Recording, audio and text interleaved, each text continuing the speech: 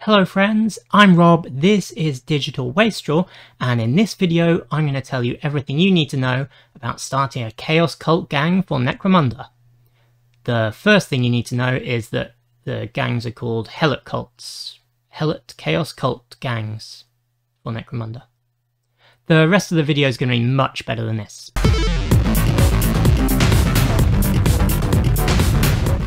Welcome to the video. I'm going to cover everything you need to know to get started when playing Chaos Cults in Necromunda.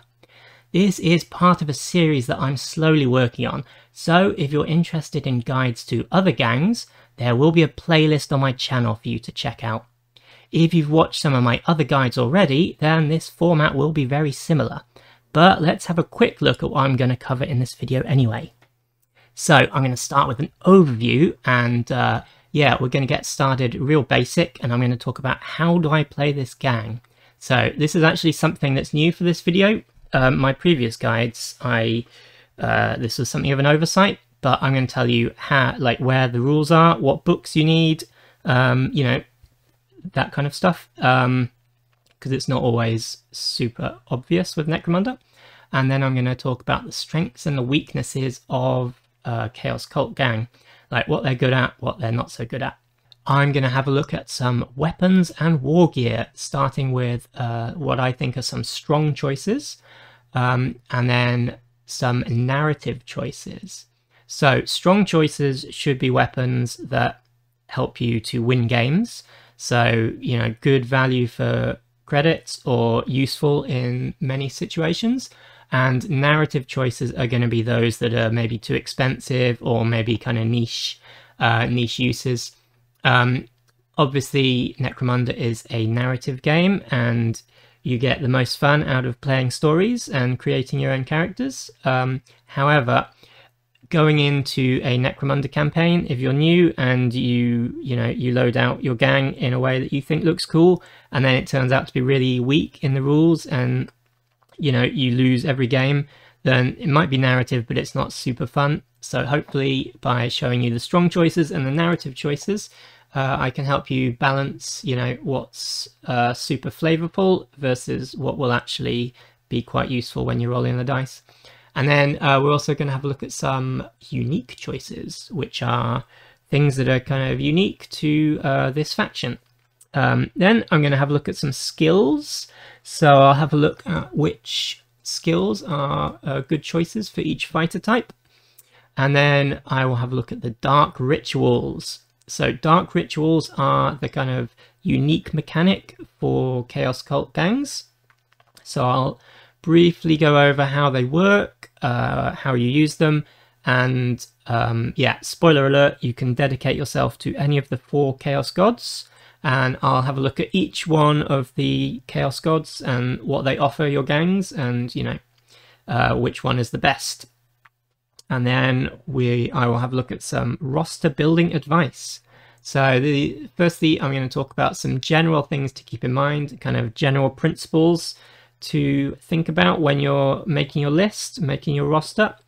And then I'm going to do a bit more detail. I'm going to go through each of the fighter types and suggest some good loadouts for them. And then I'm going to round out this section with talking about after your first few games. So you make your gang, you play a game or two, you get some credits coming in. These are some things to think about, like how to build your gang out, what to aim for, how to improve in a campaign. Then I'm going to talk about some hobby tips. And yeah, this is things to know when building your gang. So this is not talking about rules. This is talking about physically building your gang. You know, what kits to use, what weapons are in which sprues, that kind of thing. And then finally, I'm going to round out with 3 example starting gangs. So we're going to start with 1 cultist box WYSIWYG. WYSIWYG meaning what you see is what you get. So this is a gang that you can create from a single box of cultists, and everything will be represented on the model, pretty much. And then I'm going to have a look at a Kill Team Traitor Guard box. So I believe the Kill Team, yeah, Warhammer 40,000 Kill Team has like a Traitor Imperial Guard faction called the Blooded. and this is not a bad buy if you want to start creating a Chaos Cult gang for Necromunda. So if you buy that box, this is a WYSIWYG list that you can make from that. And then finally, I'll talk about my own personal starting gang. So this is the gang that I've actually started for the campaign that I'm currently playing in. And yeah, if you've seen my other videos, you'll know that usually I do 4 example starting gangs here. But spoiler alert, yeah, Chaos Cults don't have a huge amount of options compared to some of the other gangs, especially the house gangs. So yeah, there's not a huge amount of things that you can do. Most of the starting rosters are going to be fairly similar. So yeah, I kind of cheated and I did 3 instead of 4. But I hope it is useful anyway. So with all of that, let's jump straight in. How do I play Helot Cults? So you want to get started playing Chaos Cult Gang. What do you need? Where do you start? What books do you need? Yeah, the rules are in the Book of Ruin, which you can see there on the screen. Nice friendly corpse grinder fella on the front. This book also has rules for Genestealer cults, corpse grinder cults, as evidenced by the dude on the front, as well as rules for both Chaos and Xenos corrupted house gangs.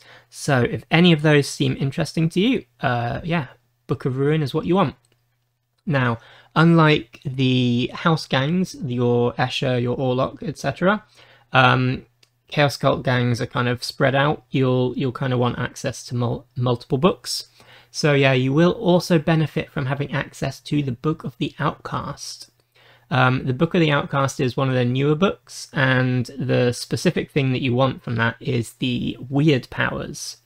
So yeah, the Book of the Outcast introduced, I think, 6 different weird, like kind of disciplines, like your pyromancy, your fire powers, your time powers, chronomancy, loads of cool stuff. And Helot Cults can start with a witch character who has psychic powers. And so yeah, you wanna get access to the Book of the Outcast and use the far more interesting and far superior weird powers that are found in this book. I say access to instead of, you know, owning, because really you're just after the weird powers. So Book of the Outcast is a really nice book. Outcast gangs are really cool. There's a lot of cool flavor stuff in there. But you know, if you're just starting out and you don't really want to fork out for loads of books, if you have a friend who has the Book of the Outcast and they don't mind you know, having a look over their shoulder and choosing a weird power, then that's pretty much all you need from that book. And moving on from that, the Book of Judgment gives you access to the black market trading post. So Helot Cults are outlaw gangs. They are illegal. You cannot be one legally in Necromunda.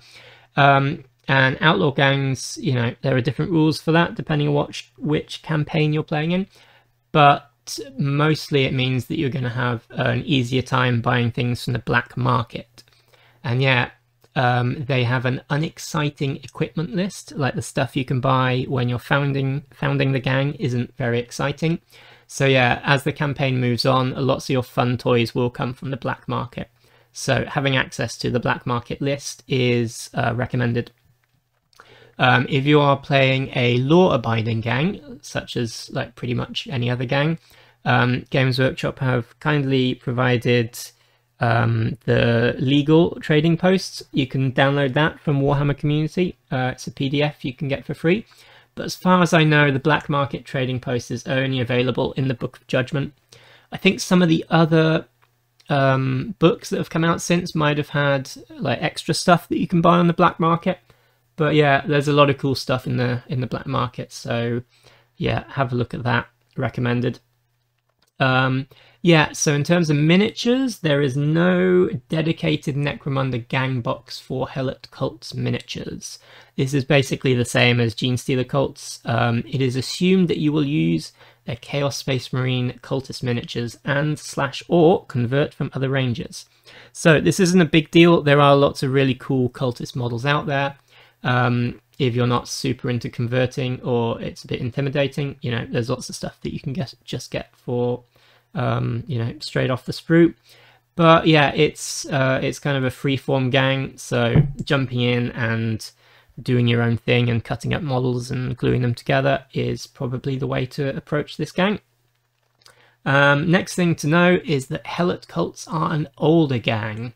So yeah, the Book of Ruin came out before kind of Necromunda 2.0, as it were. So what I mean by that is starting with the House of Books, so House of Iron, House of Chains, House of Blades, etc.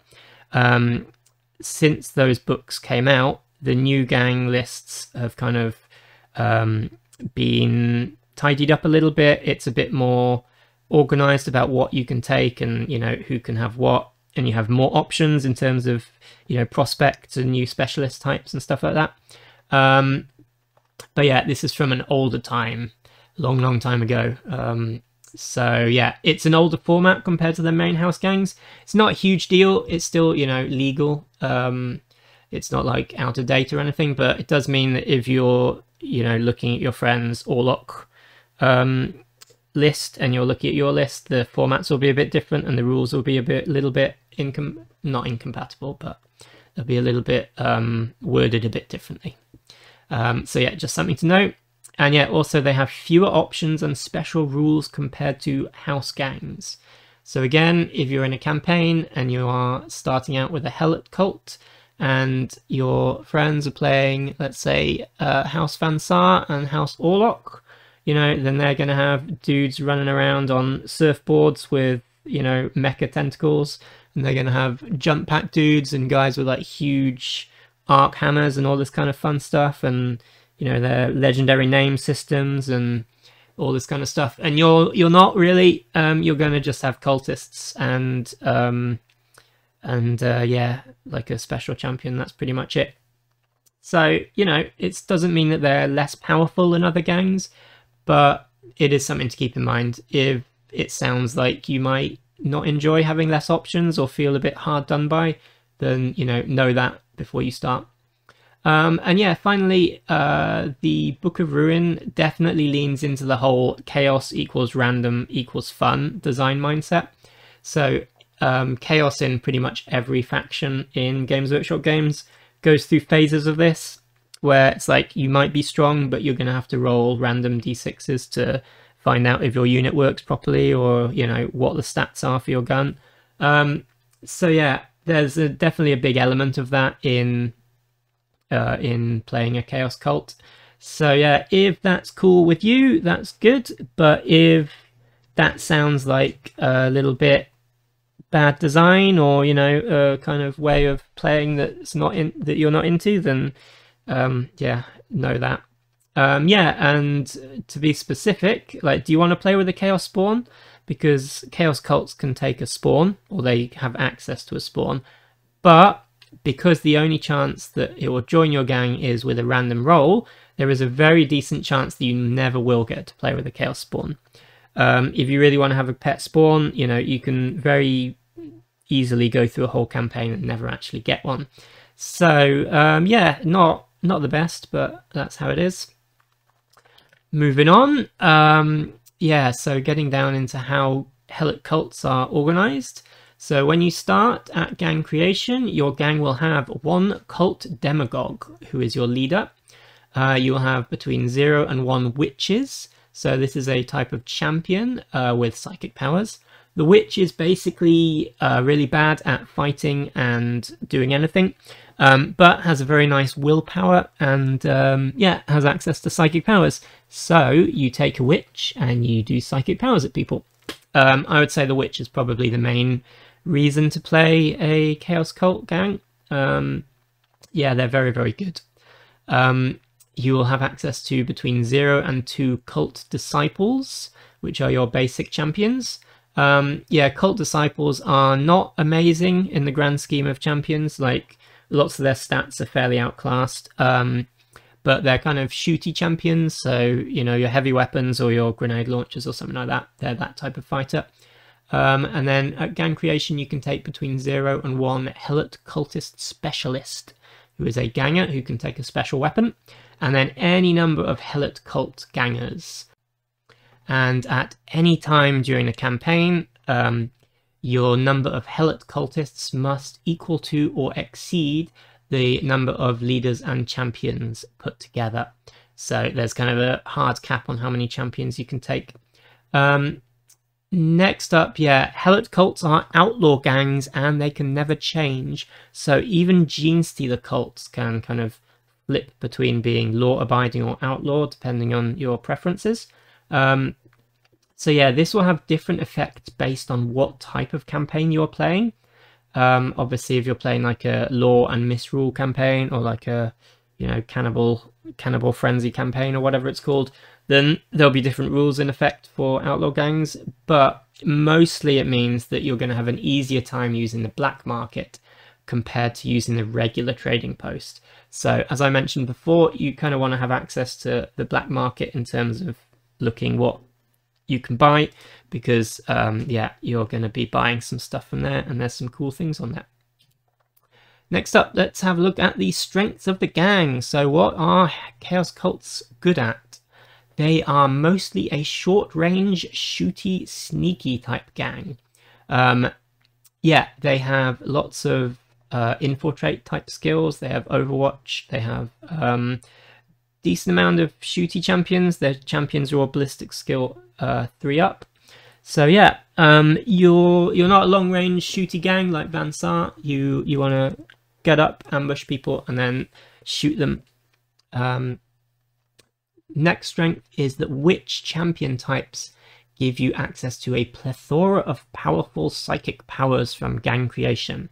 Yeah, it's not explicitly spelled out that witches get access to the Book of the Outcast psychic powers from creation, but it is explicitly spelled out that Delaque psychers cannot get it from gang creation, which feels to me like pretty obviously every other type of psyker who isn't Delaque can use the psychic powers.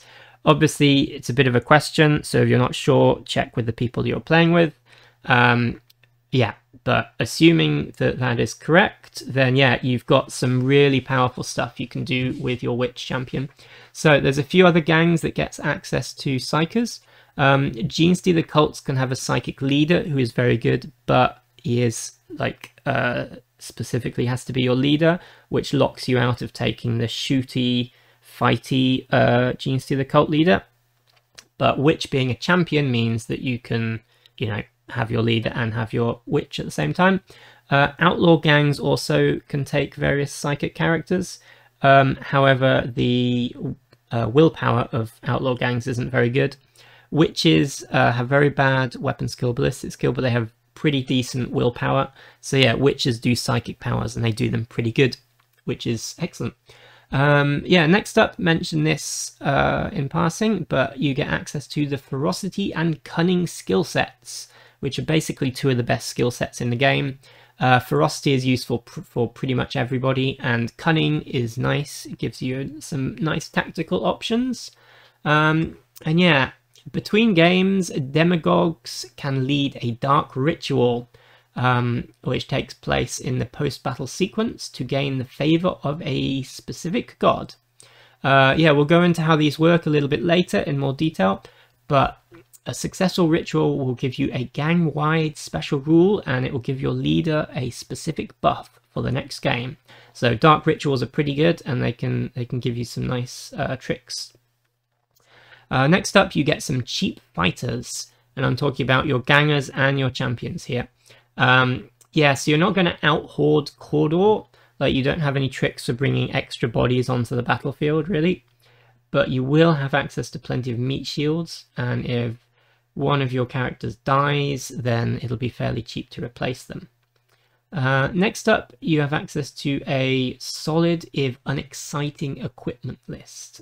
So what I mean by this is you have kind of the staples of Necromunda. You can take chainswords, you can take flails, grenade launchers, and long rifles. These are all very, very good, like relatively cheap, good stats on them, you know, workhorse items, and you get them throughout your gang, so that's great. You also have access to the reclaimed autogun. So this gives you a cheaper medium range gun option. yeah, you should take reclaimed autoguns over regular autoguns. The trade-off is that your ammo roll is slightly worse, but it's better. Like, it's worth it. It's worth the saved credits, in my opinion. Next up, Chaos Familiars. So Chaos Familiars are a type of exotic beast pet. It keeps its owner safe, and it gives you rerolls to your witch powers. Again, we'll have a look at Chaos Familiars a little bit more detail later on. And yeah, I mentioned that the book was old, so another kind of strength of the gang is that janky old gang creation rules can work in your favor sometimes. So after your first game, any new gangers can take special weapons. So in pretty much every other gang, you're kind of limited for your special weapon options to champions, or you have to wait until you get enough XP to level up and become a specialist. But with Chaos Cults, any Helot gangers that you recruit after the first game, yeah, they can just take special weapons, so load them up. And another kind of janky thing that you have access to that newer gangs don't is that any of your gangers can take trading post weapons. So not heavy weapons, but yeah, you can go into the trading post and you can buy, you know, chain axes or combat shotguns, and pretty much anyone in the gang can equip them. So if you have enough credits, that's excellent. And then next one's a little fun one. Your leader and your champions are all immune to insanity. There's a chance that you'll go through a whole campaign and this will never come up, but when it does come up, it'll be super useful. Like, insanity is really, really nasty. Some gangs and some champions and some tactics cards have ways of making your characters insane, so having your leader and champions all being immune to that is pretty fun. Gang weaknesses. First up, your dark ritual mechanic can only be done by your demagogue. So that means that if your leader is in recovery, there is no ritual. If your leader is injured, you don't get to do the ritual. This incentivizes caution with your leader in games. So usually I like to have a leader who gets stuck in and does stuff and is the big old hero of the gang. But yeah, the way that this mechanic works, you really want to be cautious with your leader. Like, having anything happen to your leader is a huge blow to your gang, so that's not great. Also, rituals are a post-battle action, which means that your leader can't go shopping. Bit of a weird one, but it does mean that finding rare items is harder for Helot cults, at least until you get more champions. Basically, when you go shopping, if your leader is going shopping, you get like +2 to the rarity check, and you get +1 for champions. So yeah, losing that +2 for leaders because he's at home doing his ritual does mean that it's a lot more difficult to get specific items. And as we've already covered, the basic list of equipment for Chaos Cults isn't amazing. Your demagogue is your only fighter with a 3-up weapon skill and more than 1 attack. So in pretty much every other Games Workshop game, Chaos is kind of the fighty faction. You're good at doing, you know, assaults in close combat, that kind of thing. But yeah, in this, most of your fighters are trash in close combat. Your champions only have 1 attack. It's rough, man. So yeah, don't expect to do much winning in close combat, really. Yeah, next up you have a maximum of 1 witch. Like, yeah, it's having 0 to 1 is a bit rough. Witches are very, very good, but 1 feels limiting in late campaign. Like, it's not a big deal at gang creation, but when your friends are rocking up with like multiple death maidens and whole squads of wreckers, it might feel bad. I do think that kind of spamming psychers is probably would probably break the game in some unfortunate ways, but you know, being limited to just 1 witch does feel limiting, funnily enough. Next up, you want psychic powers on your witch, but they also have very good skills. Yeah, basically your witch is your only character that has access to the savant skill set, and I love Fixer, so yeah, it's very sad to be able to take Fixer, but you pretty much don't. Heavy stubbers are basically your only heavy weapon option. Heavy stubbers are fine. They're not like the best heavy weapon, and they're kind of a Necromunda staple, so that's cool. But it would be nice to have a bit more variety in what heavy weapons you could take in your gang. And yeah, your equipment list in general is kind of really uninspiring. Like, it has some solid workhorse items, but yeah, your flavor and fun mostly come from your leader, your rituals, and your psychic witch. Like, a lot of your gang is just going to consist of minions with basically just like an auto gun or a chainsword or something. Yeah, like, you don't have plasma weapons, you don't have anything fun really. It's just you know, low level weaponry, which is fine, but you know, something to keep in mind. And yeah, you are an outlaw gang now and forever. Helot cults are always outlaws, which means that you lose access to almost all of the brutes and hangers-on available to other gangs. So yeah, when you're an outlaw, you cannot take law-abiding brutes, which means that regular ambots and, you know, pretty much all the hangers-on won't work for you. Now, obviously, you can talk to your group and you can hand wave that. I don't think it'll really break the game. But yeah, basically speaking, being an outlaw feels like it's more of a restriction than it is like a fun option. Yeah, like if Games Workshop released more outlaw hangers-on and more outlaw options, then it would be cool to decide between like a law-abiding one or an outlaw one. But basically, law-abiding choices are just so many more, and yeah, so yeah, being an outlaw is not the best, especially when it's forced upon you. Special mechanics. So yeah, this is pretty much just the Dark Ritual. Dark Rituals let you devote yourself to a Chaos God.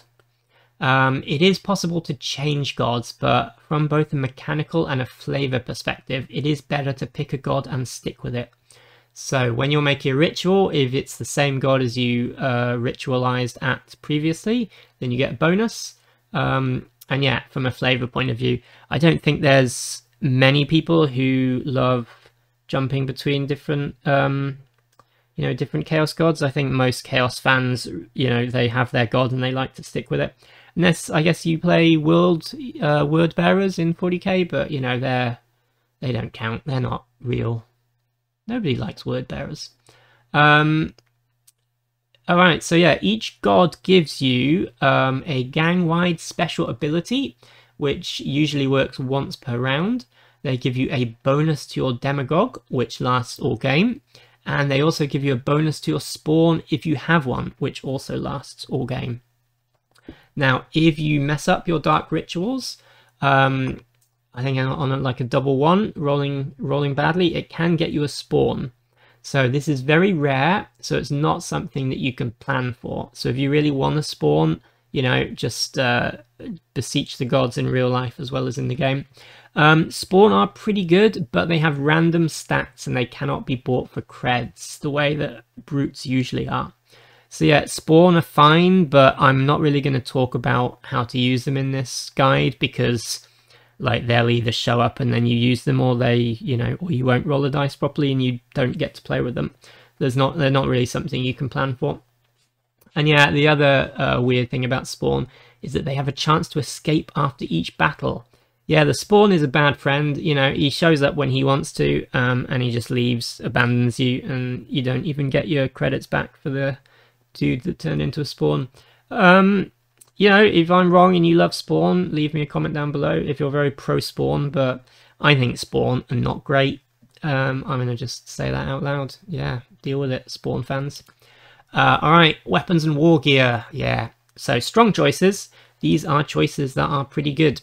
Either nice stats, good on the battlefield, maybe good value, you know, cheap credits worth picking up. So my top pick, one of my favorite guns in the whole game, is the stub gun. Yeah, stub guns are back, baby. 5 credits, +2 to hit at close range. Sidearm, you can buy dum-dum bullets to take them up to strength 4. Excellent. Can't go wrong with a stub gun. Love them. Reclaimed autoguns, mentioned that a little bit previously. Yeah, reclaimed autoguns are like regular autoguns, but they are cheaper and have a slightly worse ammo check.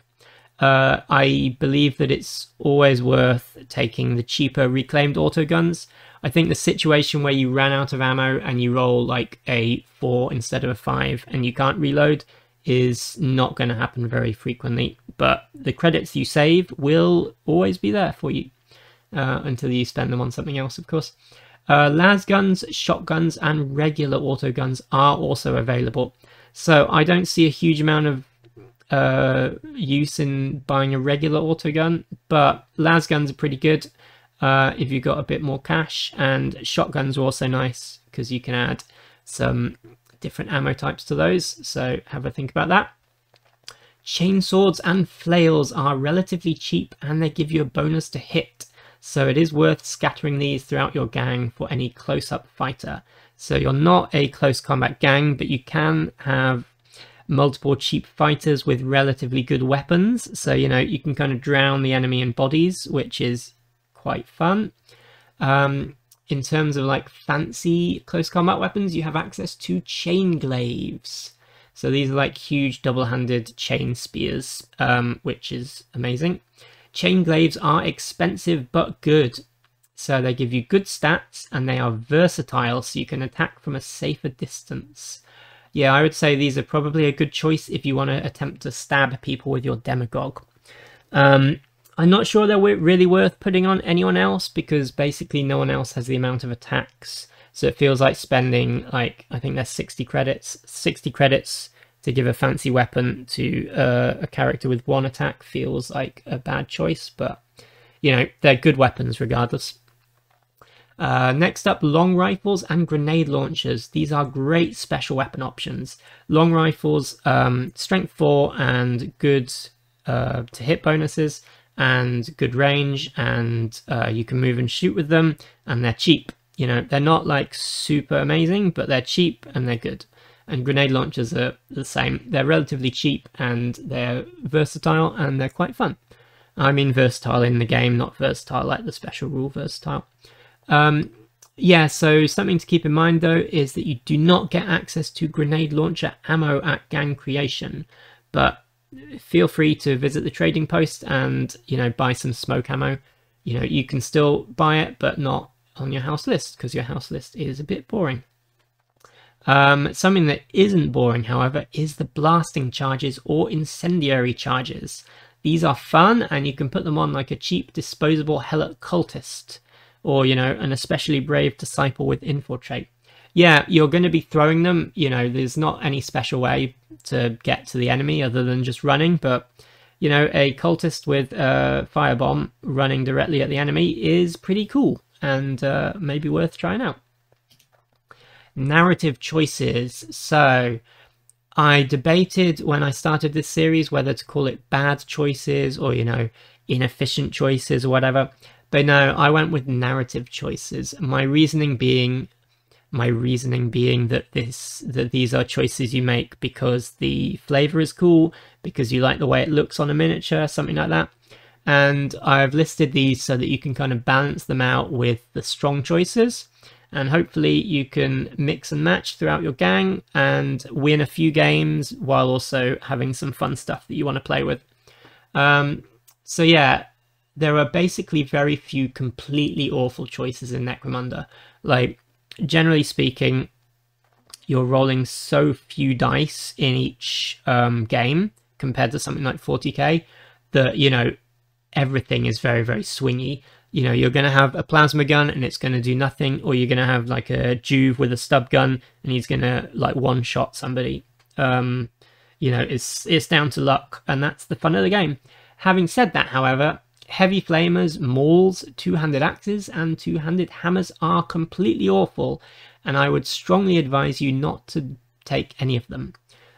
If you check pretty much any Necromunda guide, be it here on YouTube or, you know, Goonhammer or other Necromunda guides are available, I suppose.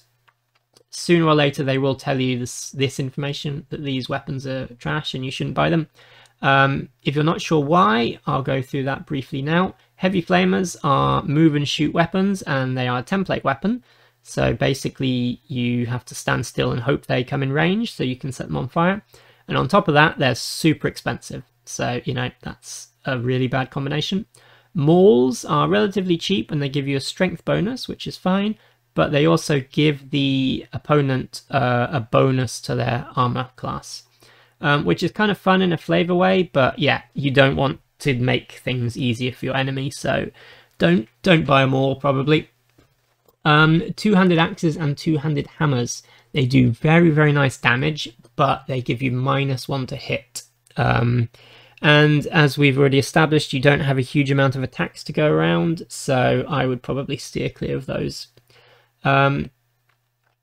Yeah, next up, demo charges. So these are different from blasting charges and incendiary charges, because demo charges are single shot. They're very, very nice, but single shot rule means that once you throw them, they're out, which isn't great. They are really, really fun, but they're expensive. Flamers and hand flamers can be nice on infiltrating disciples, but they are still pretty expensive. I've said this in previous guides, but my opinion is that flame weapons are kind of too expensive in Necromunda. Like, they're very good, but yeah, you're paying way too much. Although, having said that, your fighters are all pretty cheap though, so it might not be such a big deal for a Helot gang. You know, if you're gonna buy a flamer for a regular guy, then Helot gang might be the way to do it, because yeah, your basic dudes are just so cheap. Heavy stubbers are a Necromunda classic, but they are kind of expensive for what they do. There's another argument that could be made that a lot of other guns are just straight up too cheap. Like, you know, plasma guns and heavy bolters potentially could be more expensive. But yeah, the way things are, the credits that you pay for a heavy stubber are not amazing. It is your only option, so if you do want a big gun, they're not awful. You know, they will hurt people. But yeah, you might be better off trying to score a better gun from the trading post later in a campaign. And yeah, again, you do have cheap fighters, so they're not a terrible option if you want a big gun to start with. I've started games with heavy stubbers and, you know, they're okay, but, you know, they're not like super optimal choice. And then, yeah, unique choices. So these are the things that are only available to Helot cultists. Yeah, there's not many unique items in the Helot cult. Yeah, mostly it's just stuff that you stole from the trash heap, I think. You do get access to hazard suits. So you get your flak armor, which is a 6-up save. You get your mesh armor, which is a 5-up save. And you also get access to hazard suits, which are a 6-up save. But they make you immune to flame effect. So yeah, it is something to consider if you think you're going to be fighting a lot of Cawdor, or, you know, your opponents love using fire weapons. Yeah, hazard suits, stopping yourself being on fire can be pretty nice. So, you know, might be good. Chain glaives are a little bit unusual, so I'm going to talk about them in a bit more detail here. So yeah, they have great strength, great AP, and great damage. Yeah, if you get hit with a chain glaive, you are pretty much in trouble. They are also versatile, so you can attack enemies from 2 inches away. A bad point about a chain glaive is they are -1 to hit when you're base to base. So yeah, they're not as great if you get charged. You really want to be standing back and stabbing people. Fortunately, in a Helot cult gang, you have plenty of meat shields, so if you have a leader with a chain glaive, probably send some dudes to get in the enemy's face, and then have your leader stand behind them and stab them with the chain glaive. Yeah, they're also unwieldy, which means you can't use them with a pistol or a second close combat weapon. Yeah, the cost plus your gang's overall lack of attack characteristics means that it's probably best to put it on your demagogue. Next up, the Chaos Familiar is an exotic beast, but it mostly just gives passive buffs. Yeah, so I mean, it's an exotic beast, but I'm going to talk about it in the war gear section, because yeah, it pretty much functions as a piece of equipment. So the owner of the Familiar can make a willpower check to avoid 1 successful hit per turn. I think per turn is a bit vague. I think I'm reading it as per round, so like per game turn. But again, you know, check with your group before you start rolling dice. Also, if the owner of the familiar is a psyker, you can get a reroll to failed powers. Combined with the witch's pretty nice willpower in the first place, it means that your psychic powers are very, very likely to go off. And then on top of all that, it has its own little 3+ invulnerable save to get out of trouble. So yeah, familiars are great, and yeah, you should take some. Alright, let's move on to skills. Yeah, Demagogue gets access to Cunning, Ferocity, and Leadership skills. Witches get Savant and Weird powers as their skills. And Disciples get Cunning and Ferocity, and if your Helots ever become Specialists, they get access to Cunning and Ferocity too. Skill choice for your Demagogue. Cunning is not a great skill set for your leader, but Overwatch might be a fun skill to take if you want like a shooty leader, especially if you're going to lean into the whole idea that you want to keep your leader out of trouble and keep them alive. Overwatch might be quite fun. Nerves of Steel or Fearsome are good like passive type skill sets, and when I say passive I mean that they're good in most situations and you don't need to think too hard about when to use them. So yeah, if you're not really sure what kind of skill you should give your leader, Nerves of Steel or Fearsome are probably good default options. True Grit or Unstoppable are good if you think you will be on the front lines. These two skills keep you alive a little bit longer, and keeping your leader alive is a priority. Overseer fits Helot cults well also. Yeah, Overseer is powerful, but it makes games a bit one note. Spamming Overseer before your opponent can stop you. Lots of groups dislike it for this reason. Yeah, Overseer is very, very good. Some people are like, it's a way to play. You know, there's no problem in taking Overseer, and if so, you should take it on your leader because it works quite well. But yeah, a lot of groups basically dislike it for the reasons mentioned. So yeah, it depends on your group and depends on your personal playstyle, but it is very strong. Inspirational or Iron Will are good if you have trouble with your gang running away. So yeah, your gangers are dumb enough to join a Chaos cult, but they are not dumb enough to fight to the death. Unlike those pesky Genestealer cultists who have like an amazing cool check. Yeah, your guys will run away quite easily. Next up, the Disciple. Nerves of Steel. This is like a nice default one. Pinning is bad, Nerves of Steel is good. Again, if you're not really sure what to take, Nerves of Steel is good in pretty much any situation. Overwatch, this works great with a grenade launcher to lock down enemy movement. You know, look down a corridor, somebody comes into sight, and then you pop a frag grenade on them and you pin them. You know, whether you wound them or not, you pin them. So yeah, this is pretty nasty. Infiltrate is good if you have a template weapon. Yeah, and if you're going template weapon like a flamer, then this is the skill to take. Keep in mind though that it can be very disruptive to enemy gangs, but you have to be careful that you don't let your infiltrator get isolated and killed. I'm pretty bad at you know, deployment type situations in war games, so my experience with infiltrators tends to be that they get isolated and killed. You might be better at playing the game than me, in which case maybe it's not a problem, but you know, something to keep in mind. Witches. Yeah, so witches get access to the Savant skill. Savant skills have some very, very useful picks. Fixer is one of my favorites. Yeah, I've talked about Fixer in multiple guides, and Fixer basically gives you a little bit of income after each game, and more credits is always useful. Credits basically win you games. You know, it doesn't matter if any of your guys die. If you have enough credits, you can just buy new guys.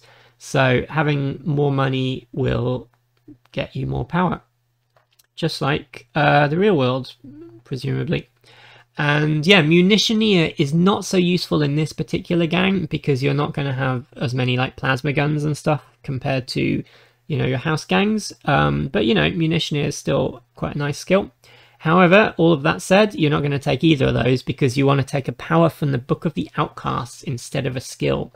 And yeah, your psychic power counts as a skill, so it's skill or power. And yeah, you want to take a power because powers are very good.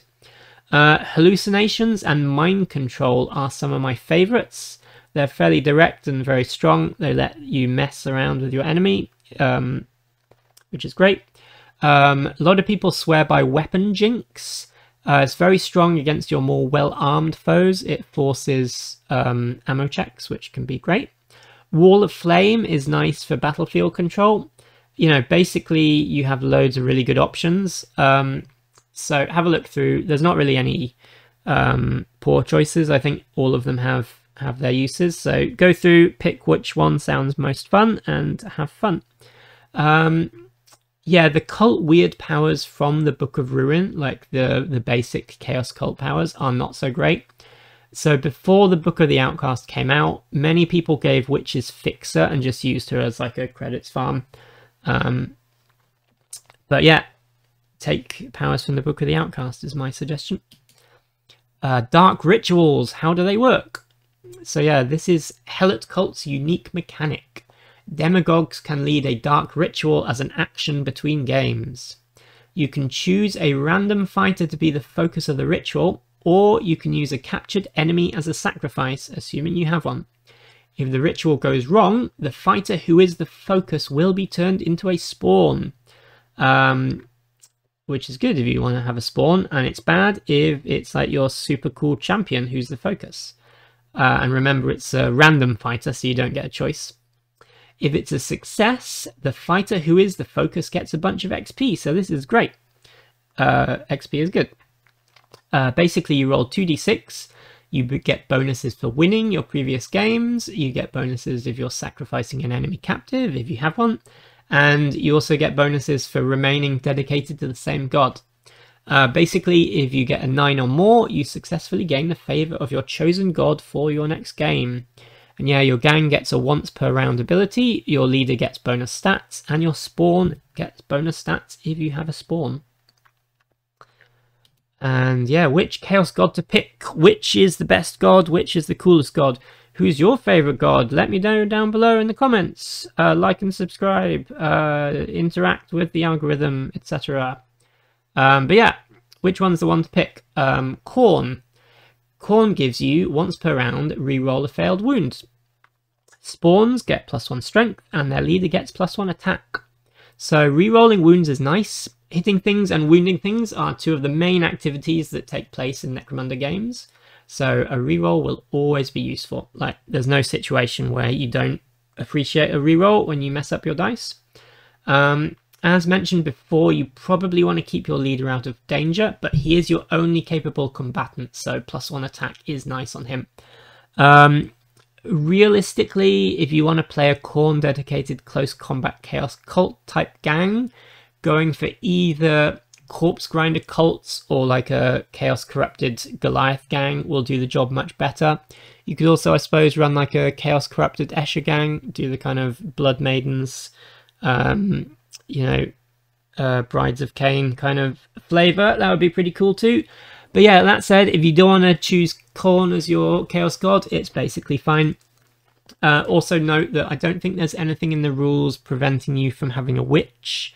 So flavour-wise, obviously, Khorne is not the biggest fan of psychic powers, but you're so low down the totem pole, like Khorne ain't caring that much. So yeah, you can technically have a Psyker and dedicate yourself to Khorne if you so wish.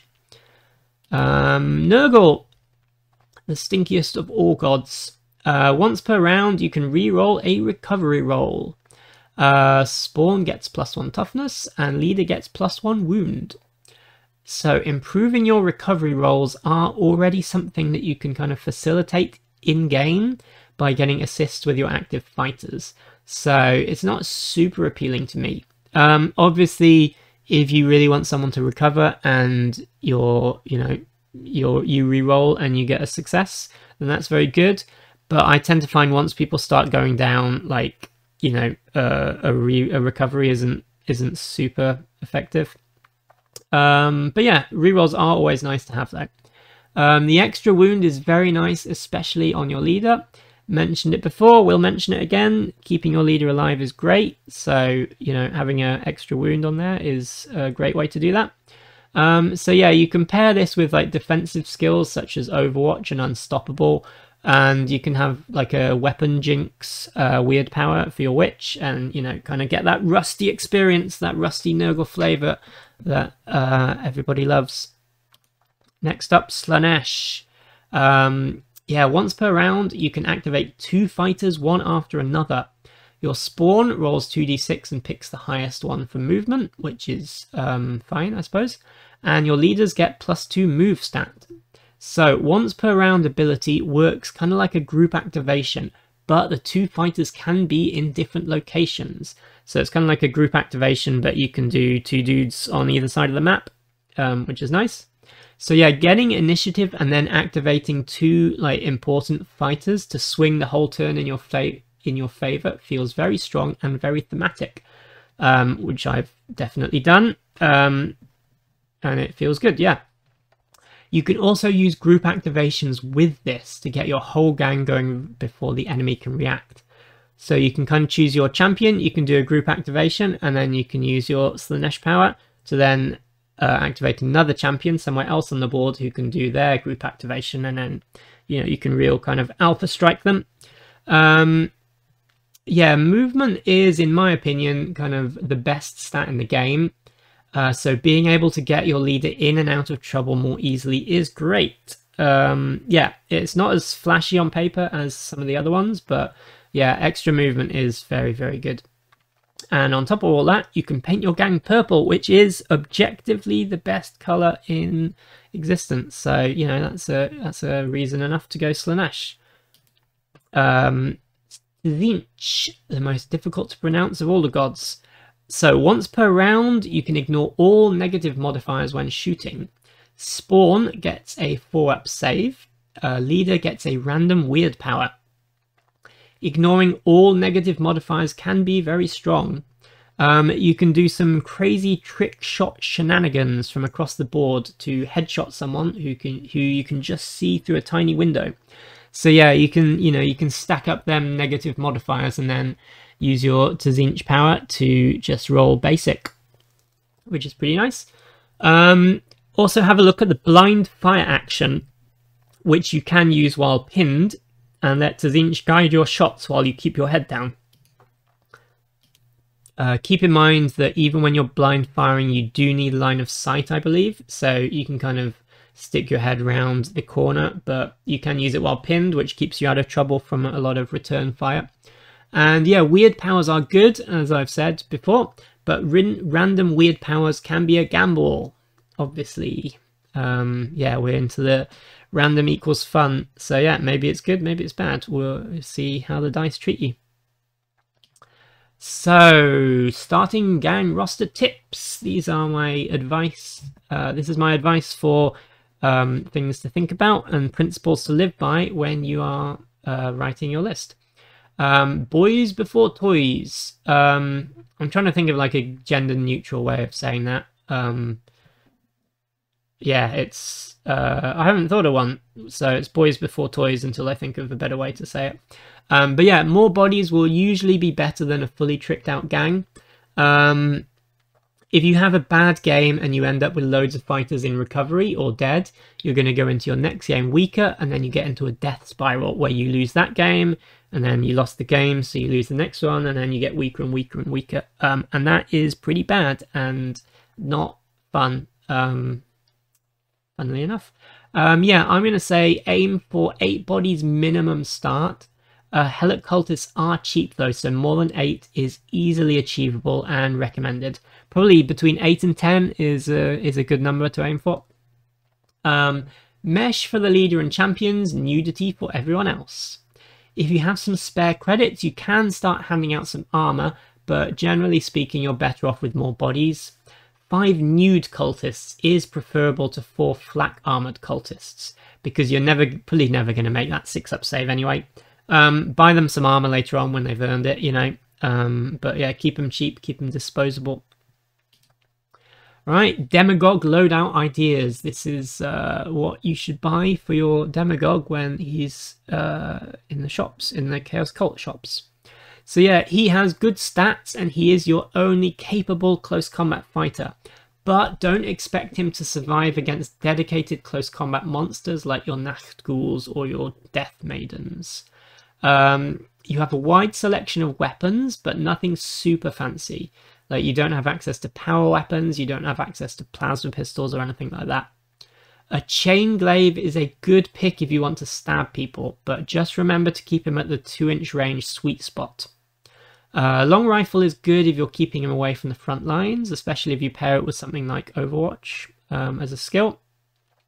You could also keep him cheap and then try and get something nicer from the trading post / black market after your first game. Cursed weapons from the black market are a great fit thematically, and they've got some pretty nasty rules. So yeah, might be worth having a cheapo dude at the start and then trying to get him like a demon sword as soon as you can. This guy is also a great candidate for a familiar because, again, you need to keep him alive, and familiars are great for keeping their owners alive. Witch loadout ideas. Yeah, witches are pretty much just there to cast weird powers. Give them some armor, maybe like a stub gun or a sword for emergencies. Lots of the weird powers don't actually need line of sight, so your witch should spend most games lurking in the shadows, like away from danger. This is the best candidate for a familiar to guarantee that the powers actually go off. Yeah, on to the disciple.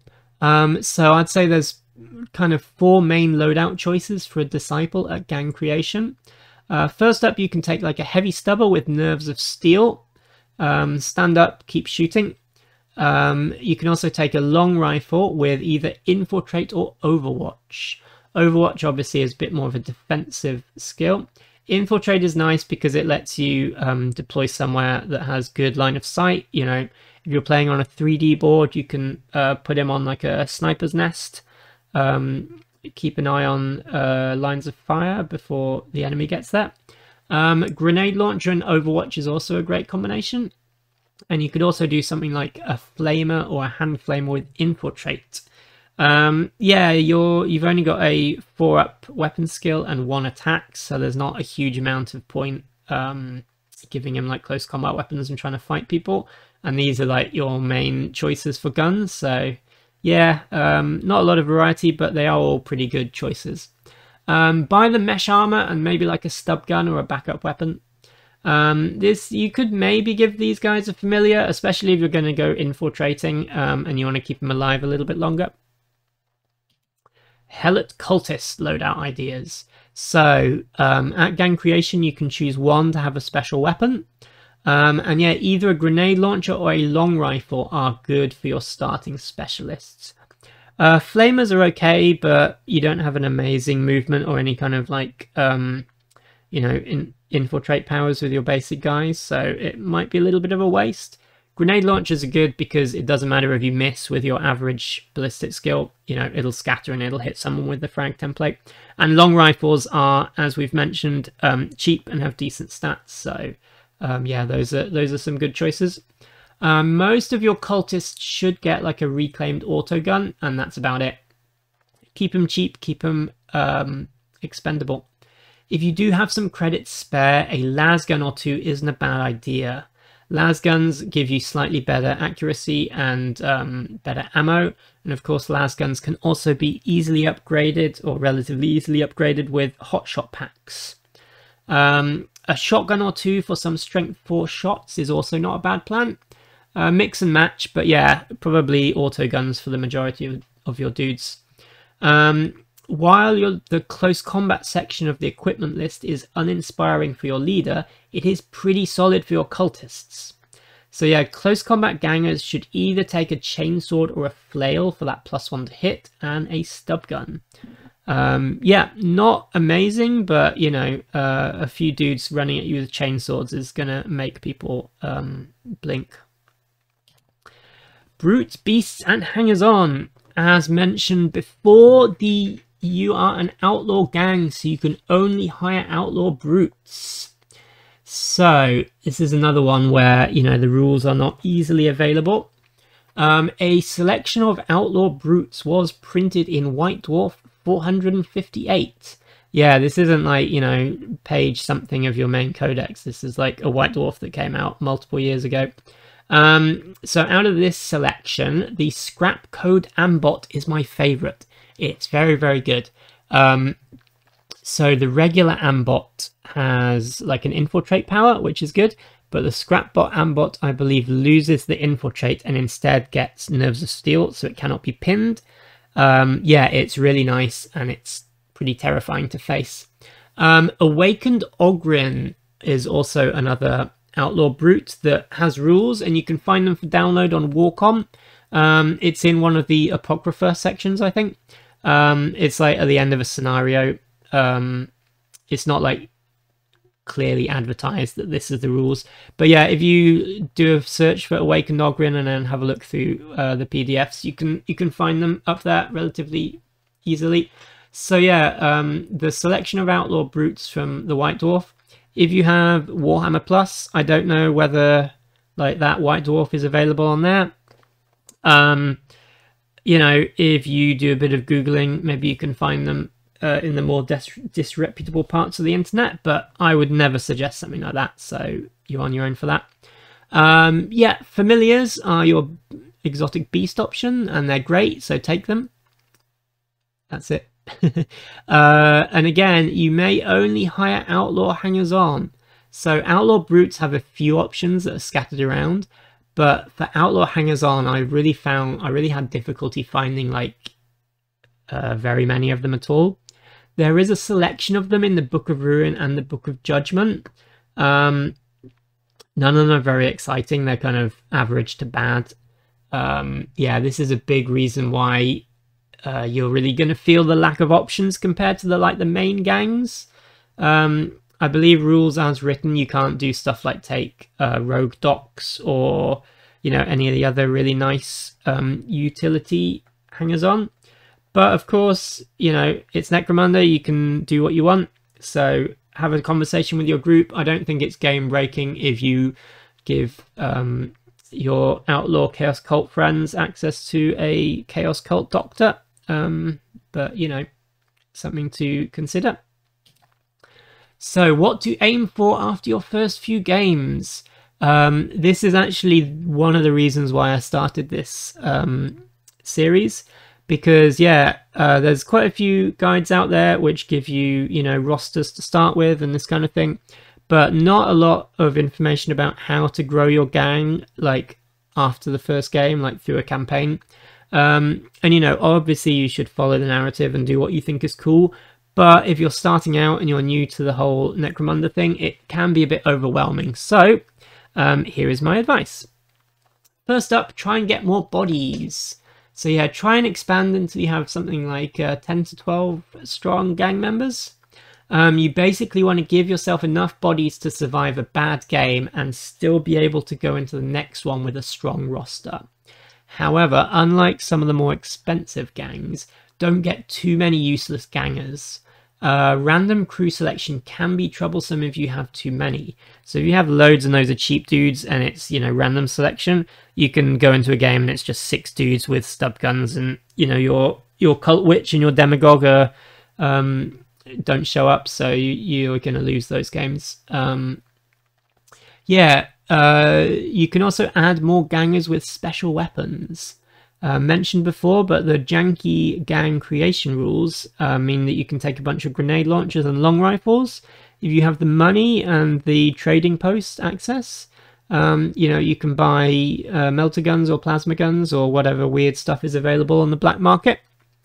Yeah, familiarize yourself with the black market. I would actually say having a look through the black market is worth doing before you start a campaign, just to get an idea of what's there.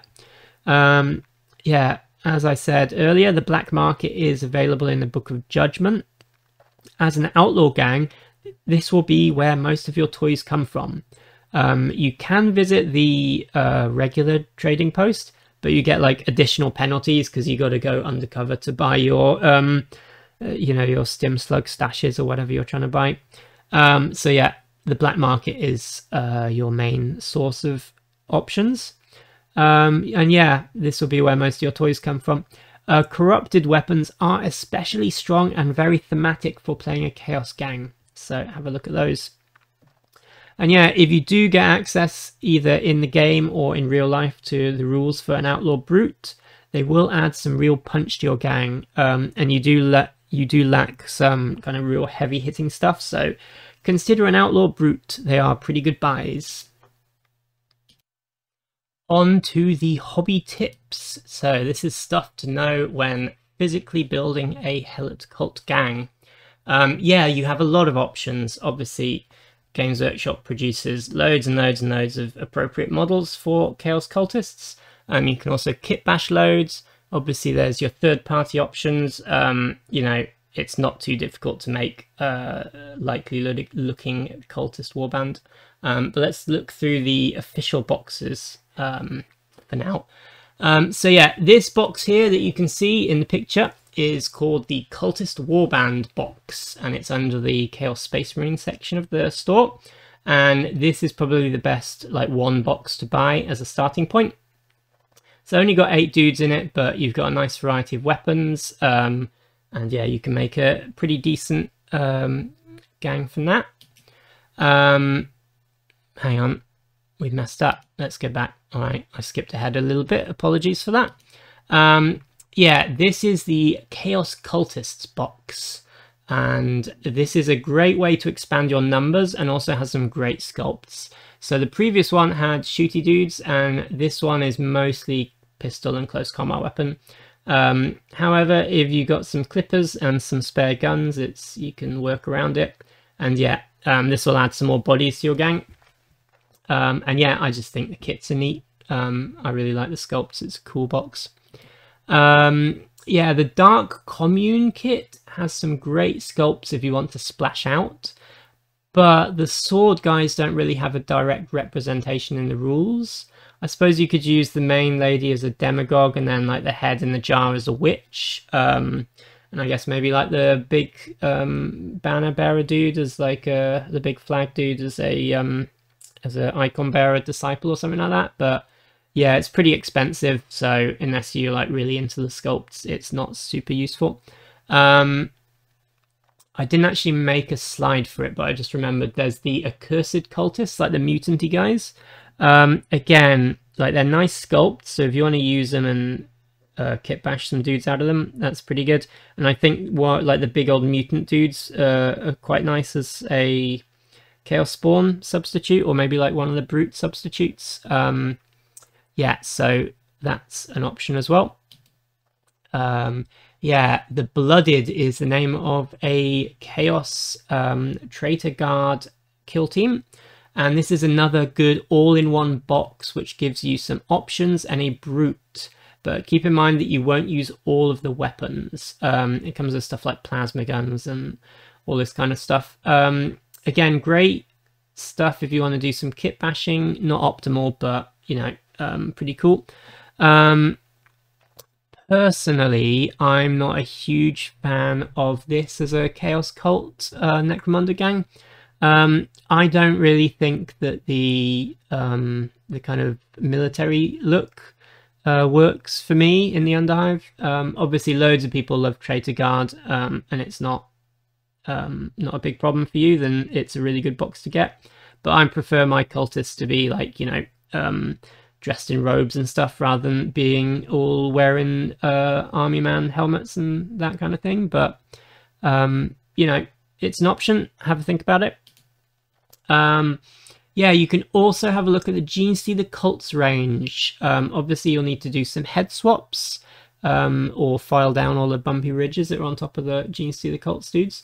But yeah, Genestealer Cults box is great. It's a really, really good kit to get for any kind of kit bashing. Yeah, it gives you good weapon options, and yeah, you can have a look at that. The old 40k Dark Vengeance starter box also had some really good Chaos Cultist sculpts. They were monopose. I mean, the new ones are monopose as well. But yeah, if you can get your hands on some, they're great options. Most of my gang is converted from these cultists. World Eaters and Death Guard also have some human cultist type options. World Eaters have got the Jackals, and the Death Guard have got Poxwalkers. So Poxwalkers are kind of zombie dudes, but you know, they're the appropriate size, and if you want to do some kit bashing, they might be something if you want to have a Nurgly or Corny type gang. You can also check out the various Age of Sigmar / Warcry miniature lines. There are a lot of Chaos Worshipping human miniatures available. Lots of human Age of Sigmar models are bigger than usual, and they're on 32mm bases. So if scale is important to you, keep that in mind. I'm specifically thinking of the Tzeentch Kyric Acolytes, which are really, really cool, but they're fairly chunky. They're like, you know, they could do duty as like an unarmored Space Marine. So yeah, that's something to think about if that's something that might bother you. Basically speaking, the more comfortable you are with kit bashing, converting, weapon swaps, the more options you will have for making a cool gang. This is true for any Necromunda gang and any wargaming project, basically, but especially true for Chaos Cult gangs. So with that all said, let's have a look at some example starting gangs. Yeah, everybody's favourite part of the video, I assume. This is a one-box Chaos Cultist Warband WYSIWYG gang. So yeah, if you have a look on the web store, this is labelled as Cultist Warband, so hopefully you can find it if you want to get it. And yeah, WYSIWYG, what you see is what you get, so everything represented on the models will be represented in the rules, mostly. So with this box, you can make this gang. We've got a Demagogue with a Flamer. Stub gun, mesh armor, and nerves of steel. That is this fella here with his big flamer and his face out.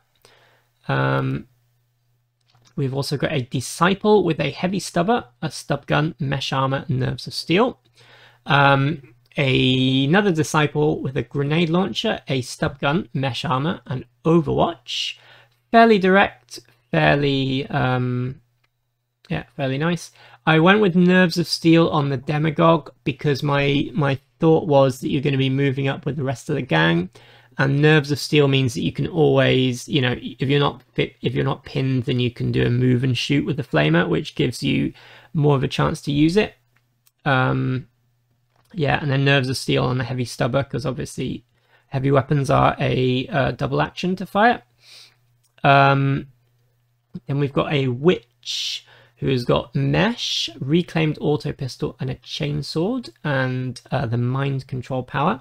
And the witch will be represented by this. I think she's meant to be like the leader of this little group in the rules. That's why she's got like the red horns. But yeah, we're going to be using her as a witch for this list.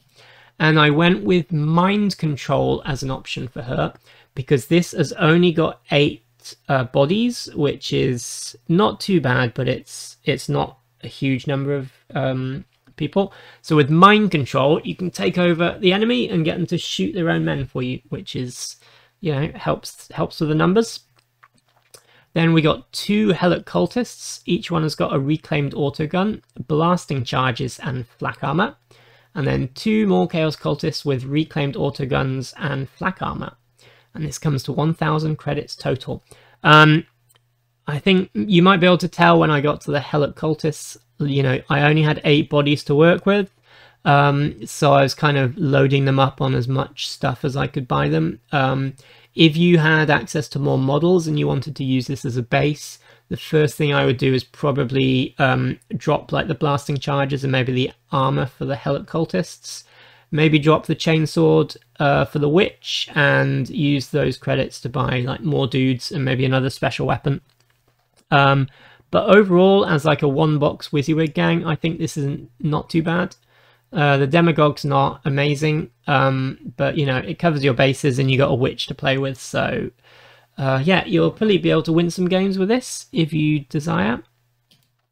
Next up, 1 Kill Team Blooded WYSIWYG gang. So if you buy the Blooded Kill Team, you can make the following gang list from it. We have a Cult Demagogue who's got an auto pistol, Mesh Armor, and the Overseer skill. So in this particular list, I believe we're using this Evil Commissar with the big old power fist as your demagogue. I have not actually purchased this box and assembled it myself, but having a look at the sprues, this is like an older model and a bit of a one pose dude. There's not options. So he's got the bolt pistol, which is not available to Chaos Cult gangs. He's got the big fist. So you're going to have to bend the WYSIWYG rules a little bit for him. You can probably find like a auto pistol somewhere in the kit and give him an auto pistol instead of the bolt gun. You can probably do that without too much trouble. And then, you know, the power fist is just turned off or something for now. Yeah, in the future, you can visit the trading post, and in the outlaw trading post, the black market, they do have power fists, so you can buy him a power fist in the future. But yeah, for now, he doesn't really have any cool weapons that we can buy, so we just kept him cheap, and he's going to be overseering people. Then we got a Disciple with a long rifle, stub gun, mesh armor, and Overwatch. And another Disciple with grenade launcher, stub gun, mesh armor, and Overwatch. The thinking behind these two was that they were going to work really well with the Cult Demagogue Overseer leader. So basically you can Overseer at the start of the turn, and you can kind of move your Disciples into position using Overseer, or like move and shoot, and then you don't activate the Disciple until like later in the round, and then you can kind of get a shot off with them and then keep them ready for Overwatch, so you kind of get best of both worlds for that. And you can also, of course, just Overseer in a more aggressive way that a lot of people use with the skill. Then we got a Witch who has got a reclaimed auto pistol, a sword, and mesh armor. There's not a direct Witch, but I figure you can probably cobble together something out of this. Who's like the squad sergeant or something. Again, there's a chainsword here and a las pistol, but you can probably cobble together something that's approximating WYSIWYG. Maybe use one of these like cleavers or something to count as a sword. And yeah, then we've got a cultist with a flamer, stub gun, and flak armor. A bunch of cultists with las guns and flak armor. One guy with a shotgun and flak armor. Shotgun guy is going to be this dude. Again, the kind of boarding shield isn't available really from the start, so you can either leave it off the model, convert something else, or you can maybe just leave it on and then try and buy him like a ablative ceramite shield or something like that later on from the trading post, depending on your preferences. Then to finish off, just for fun, we've got a cultist with 2 fighting knives and then a stub gun and flak armor. So yeah, this dude here has got 2 knives. You can maybe use this dude as well. I think the model's got a power axe, but you can maybe, you know, kit bash this dude. Basically, you know, a knife fighting cultist is not amazing, but it's a cool model. So, you know, knife fight away. And this comes to 995 credits. This is, yeah, we got more bodies, so we can play around with a little bit more. Everybody's got armor. You know, obviously the models are like guardsmen, so everyone's wearing flak armor, so we've represented that in the list. The Cult Demagogue is definitely the weak point of this list. Trying to stick with WYSIWYG was rough. I think you could probably cut some of the flak armor from your basic troopers, and you know, use the credits to buy your demagogue some better equipment if you want to go that route and you don't mind doing a bit more conversion. But yeah, this is a pretty nice solid core if you're starting with that box. And then finally we've got my own personal starting gang. So this is the starting roster that I started with in the current campaign that I am playing. So we've got a demagogue with a sword, stub gun, mesh armor, and a familiar, and I've given him the True Grit skill. True Grit to keep him alive. So in this campaign, we're actually doing a bit of house ruling and allowing people to swap equipment between fighters. So with that in mind, started with a sword, and then when I had some credits, I bought something nicer from the black market trading post and then gave the sword away. Made him a bit more fighty. Yeah, being a Slaanesh gang, I got the movement, so I'm actually using my Demagogue a bit more aggressively. Despite spending this whole video telling you to be careful with your Demagogue and don't get him killed, you know, sometimes you just gotta have a go and send your Demagogue into the fight. The Familiar's kept him alive so far, but we'll see how long his luck holds out. Then we've got a Disciple with a Heavy Stubber, a Stub Gun, Mesh Armor and Nerves of Steel. Fairly standard big gun dude. Then we got another Disciple with a Grenade Launcher, a Flail, Mesh Armor and Overwatch. The idea there is that he's covering people with his Grenade Launcher, and then when the Grenade Launcher inevitably goes out of ammo, he's got his Flail as like a backup. He can flail at people. The Witch has got a Hazard Suit and a Familiar and the Hallucinations power. The Hazard Suit is basically just because the model is based on a Genestealer cult model, so she's armed with a Hazard Suit. So I thought, you know, buy what's on the model, it doesn't really matter if it's optimal or not. So I gave her a Hazard Suit, and it has absolutely nothing to do with the fact that my main opponent in this campaign is Cawdor. That is slander and lies. But yeah, she has a Hazard Suit, so she's slightly more immune to flames. Next up, we got a Helot Cultist specialist who has got an axe and a long rifle. Again, the reason for the axe is because I made a model and the model's holding an axe and it's cool. That's it.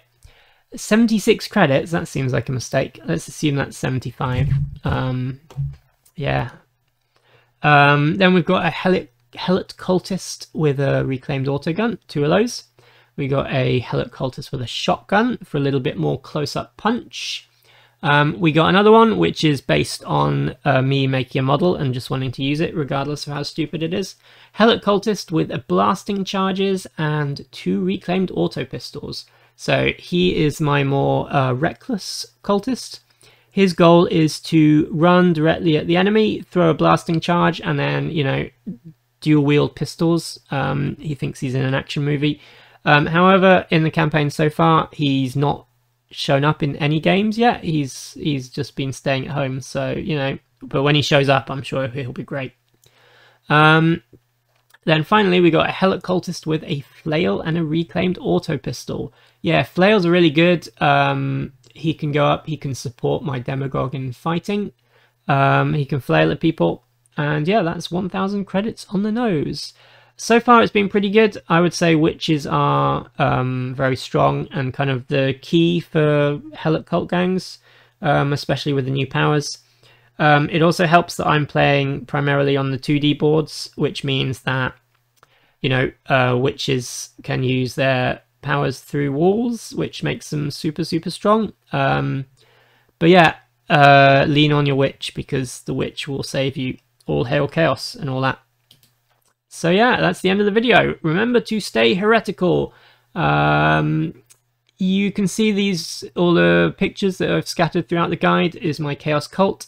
I think the next video I'm going to make will be a showcase of my Chaos Cult. I'm going to go through and yeah, talk about each one, a little bit on how I converted them, all the trashy background that I've written for my dudes. So yeah, if you're interested in seeing more of these figures, subscribe and stick around. That'll be coming up.